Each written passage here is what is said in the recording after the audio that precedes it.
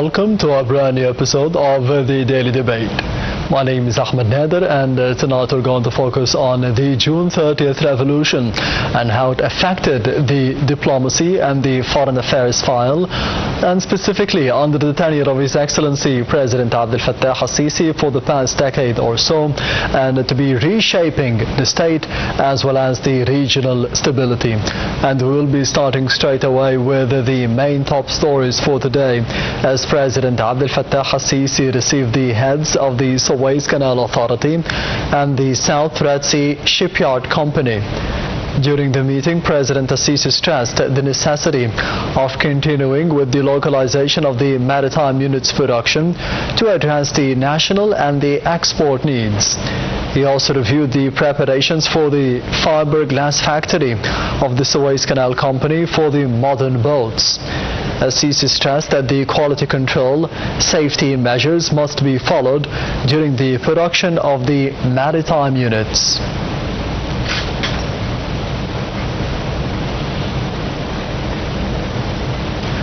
Meanwhile, Prime Minister Dr. Mostafa greeted President Abdel Fattah al-Sisi, marking the occasion of the June 30th revolution anniversary. In a greeting cable, the Prime Minister asserted that the June 30th revolution will remain a milestone in the Egyptian history, as it represents a popular uprising to safeguard the people's identity. Prime Minister Madbouli reiterated the pledge to continue the process of work and construction under the leadership of President al-Sisi to achieve the developmental goals. And Egypt strongly condemned the Iranian attacks that targeted Kuwait and Bahrain, considering them a flagrant violation of the two Gulf states' sovereignty and a threat to their security and stability. A statement by the Foreign Ministry said that the escalation undermines the efforts aimed at consolidating calm and reducing tension in the region. Egypt also reiterated the full support for Kuwait and Bahrain in all the measures taken by the two Gulf states to preserve their security and stability. It also stressed the need to adhere to the existing negotiation track and to support serious efforts to de-escalate the tension in the region.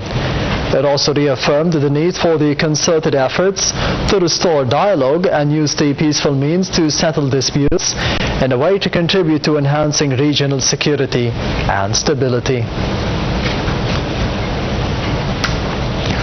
We will be heading to the first report of the Daily Debate for tonight, focusing on the Egyptian diplomacy and how it had a qualitative transformation under the tenure of President Abdel Fattah al-Sisi after the June 30th revolution for the past 10 or 15 years, or more specifically 13 years, and how it reshaped the state and shaped the state efforts for the region and the globe. We'll be having more details in the upcoming report. Stay tuned.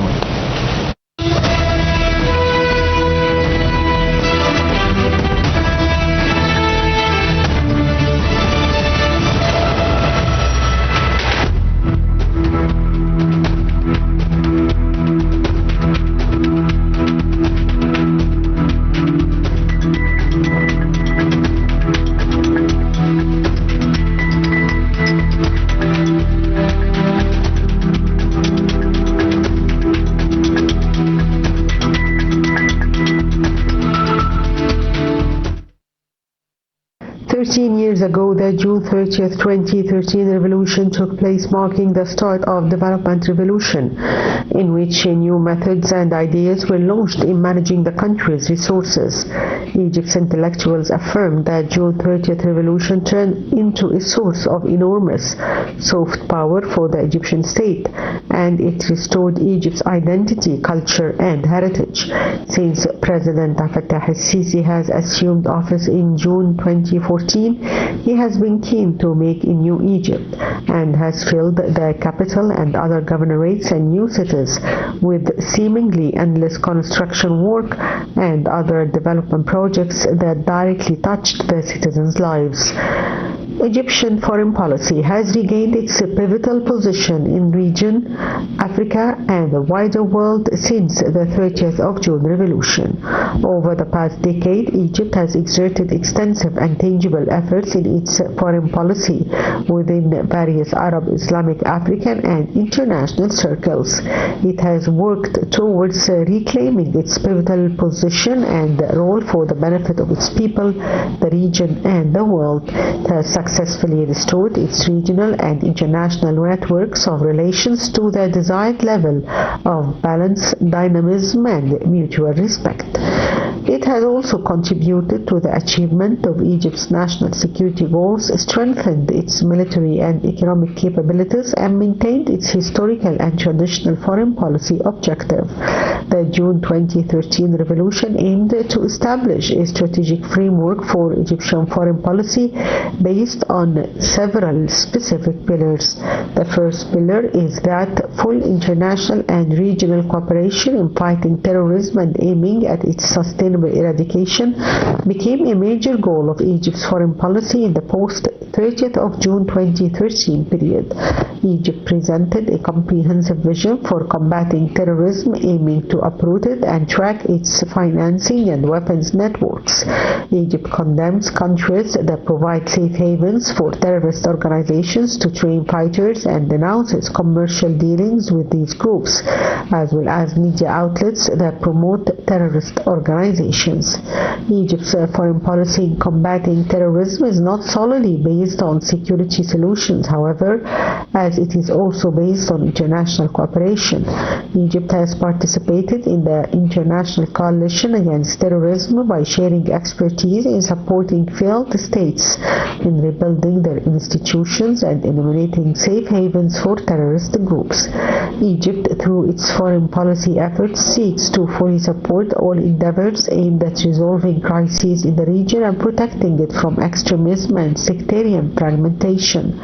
The second pillar of Egypt's foreign policy is the support for the unity and sovereignty of nations. The objectives evidenced in Egypt's stance towards the Syrian crisis were preserving the territorial integrity of Syria, disarming militias and extremist groups, rebuilding the country, reactivating state institutions, respecting the will of the Syrian people, and finding a peaceful solution to the crisis. The third pillar of Egyptian foreign policy is the ability of Egyptian diplomacy to interact and positively engage with the new challenges posed by an international system transitioning from unipolarity to multipolarity with China, India, Russia and the US as its key poles. Egypt has focused on enhancing its partnerships with major and emerging powers worldwide through a complex network of growing relations.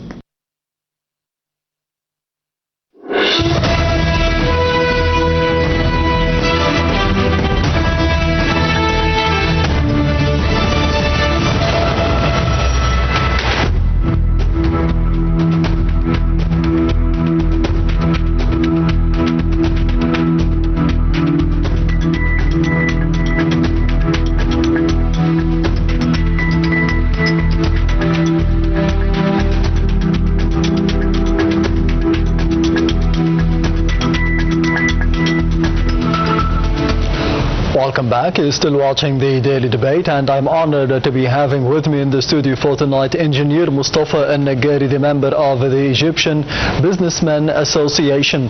Thank you very much for being with us tonight. It's a pleasure, Ahmed, to be with you once again. The pleasure is all mine. First of all, we are celebrating the 13th anniversary of the 30th of revolution that took place in 2013. How do you think it shaped the Egyptian diplomatic efforts afterwards, and more specifically under the tenure of President Abdel Fattah al-Sisi?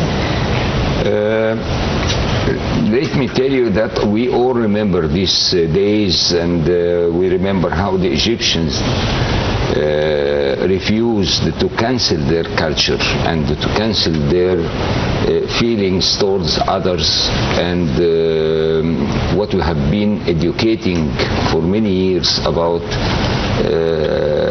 the sort of cooperation between Egypt and the whole world, this was really the core of Egyptian. Maybe 2 weeks before we were here to talk about the Egyptian-French relations and how it have been starting since 18th century, yes, and how the influence of the civilizations could mix together. That's why I think that the 30th of June was a meaning of that, that we are refusing to forget our culture and to forget our mutual and bilateral relation between civilizations, which was based for the Egyptians among the history. So I believe that at that time, Egypt, we have of course to mention the road map, I think, which was very important because it, yes, it had structured a new path for Egypt, which is called the New Republic. So this New Republic, if we are calling now, was based on 3 main pillars. One was the institutional reforms, and the other one was the economical reforms, and the third one was the social improvement for the Egyptians and for the feeling toward the nation in general. So for the political, if we go to the roadmap, it was leading to the new constitutional, followed by the presidential and the parliament elections, which have given stability of the institutional reforms for the country. It was very important at that time. Of course, Egypt at that time regained again the relations with the Arabs, with the nation, with the continent, with Africa, with most of the world, because it was a sort of cut off of the relations, as we remember all. So it took some time to try to crystal clear the vision of the Egyptians toward the role of Egypt against the world. Yes. So it was very important at that time to focus on the political stability.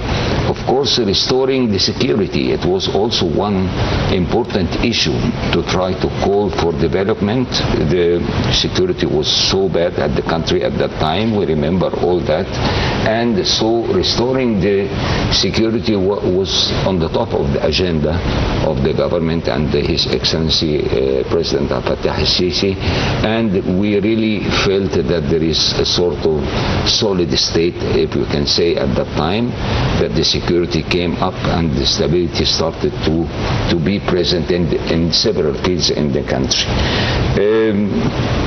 Of course, there was a lot of programs launched by President Fattah al-Sisi, the presidential... On the economic level?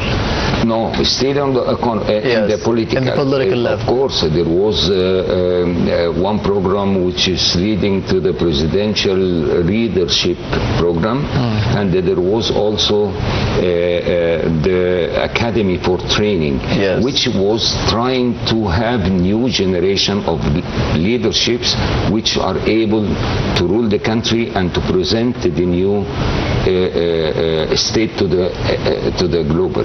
So it was very important, and that's what we see at the time in the governorates. The new governors are of the middle age and with their assistants and even the ministers. Very young.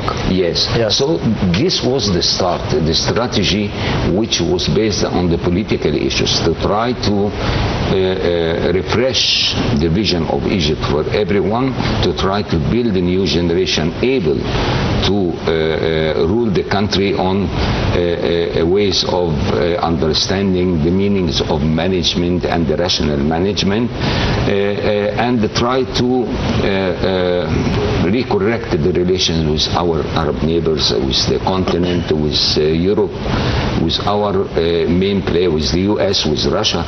The situation was not very good, if we remember, at that time.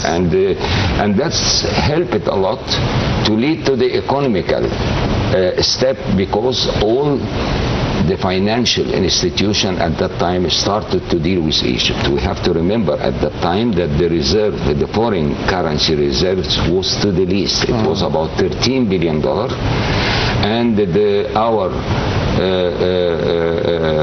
economical grade rank was about 2% GDP, which was negative or downgraded to negative. Yes. And of course the unemployment was touching about 14%, and the recession was there. Everything was so bad at the time. So at that time, of course, relation with others, the relation with the financial institution, the World Bank and others, and the ABRD, all of them were able to understand and to try to help, and with the help of the Arab nations as well, things started to move up economically.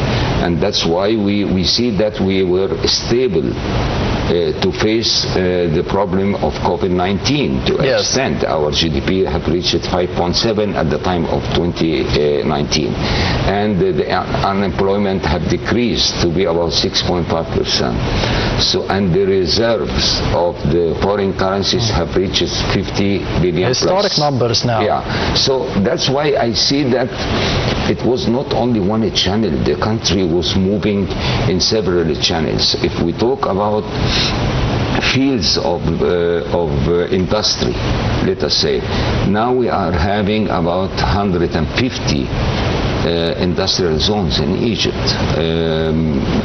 About 24 industrial zones were only launched in the last 7 or 8 years. Yes. Okay. Plus industrial cities. We have Rubeiki Industrial City for the leather. We have the medicine city. We have the furniture city in Damietta. We have the marble and stone city in Galala. So in the industry, we have been improved a lot in the infrastructure, of course, of the industry, and moreover the infrastructure in general for the country regarding the roads, expanding the cities. More than about 30 new cities have been launched in the last 7 or 8 years. One of them is the new capital, New Alamein, and many of what we call them the fourth generation cities. Yes, we have a number of channels to be investigating in terms of development that we have witnessed after the June 30th revolution. We will be investigating those developments after the upcoming break with engineer Mostafa and Naggari. Please stay tuned.